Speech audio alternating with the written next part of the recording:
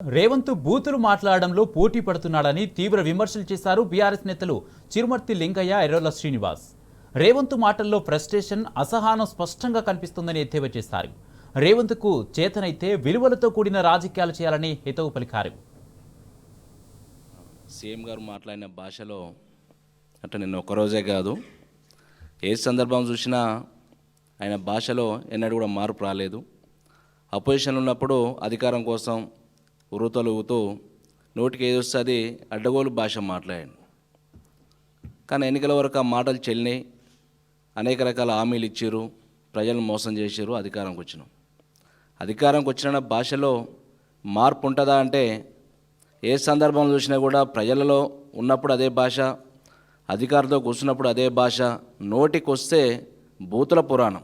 Palamuru project మీద ప్రస్తావన తీసి కృష్ణా జల హక్కుల మీద నువ్వు తీసుకుపోయి మొత్తం చంద్రబాబు కాళ్ళ దగ్గర పెట్టి కేటీఆర్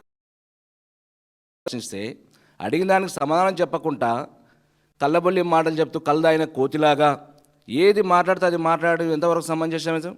ఇవాళ నువ్వు మాట్లాడుతుంటే స్పీచ్ ఇచ్చుంటే అక్కడ మహిళా సోదరు మళ్ళీ భాషని ఊమిషే పరిస్థితి నీ మీద అసహించుకుంటారు. వాళ్ళకి కింది నవ్వుకుంటూ పోయే పరిస్థితి ఉంది. నీకు సిగ్గు అనిపిస్తలేదేమన్నా? అసలు ముఖ్యమంత్రి అనుకుంటున్నావు నువ్వేమన్నా?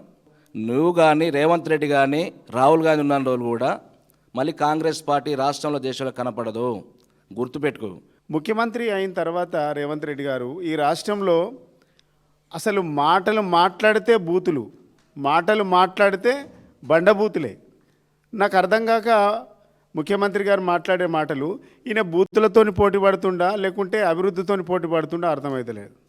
ఇందాక మా లింగన్న అన్నట్టు ఒకవేళ బూతులతో పోటీ పడదంటే అదొక వ్యాసరచన పోటీ పెడితే రాష్ట్రంలో చాలామంది ఉన్నారు బూతులు మాట్లాడేవాళ్ళు. మా సంస్కారం అది కాదు, మా నాయకుడు నేర్పింది అది కాదు. సంస్కారం నేర్పిండు, ఒక పద్ధతి నేర్పిండు.